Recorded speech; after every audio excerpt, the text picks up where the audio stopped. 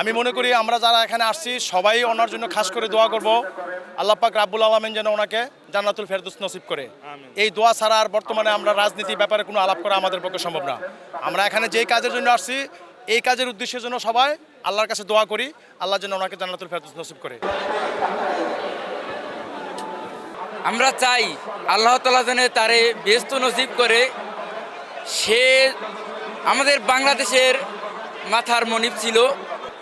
আমাদের বাংলাদেশটা একটা কানা অন্ধকার মতো হয়ে গেছে, কারণ যিনি আমাদের বাংলাদেশের বিএনপির, যিনি বাংলাদেশের মানুষকে কখনো ছেড়ে বিদেশে চলে যাননি, যে শেখ হাসিনা বেশিবাদী, তার অত্যাচারে সে বাংলাদেশে রয়েছে, তার অত্যাচার সহ্য করেও তিনি আমাদেরকে ছেড়ে যাননি, আমাদের মাথার মনিব।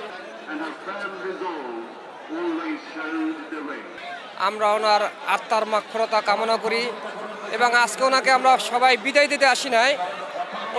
ওনার স্মৃতিটা, ওনার দিনগুলো আমাদের আত্মায় ধরে রাখার জন্য এখানে আমরা সবাই এসেছি। ওনার জন্য মন থেকে দোয়া করি, ওনাকে জানি আল্লাহ জান্নাতিবাসী করুক। আর দলের আমাদের ভারপ্রাপ্ত চেয়ারম্যান এখন তারেক রহমান, তাকে জানি আল্লাহ সুস্থ রাখুক। আগামী দিনে তারা জানি আমরা নেতা এবং অভিভাবক হিসেবে দেখতে পাই।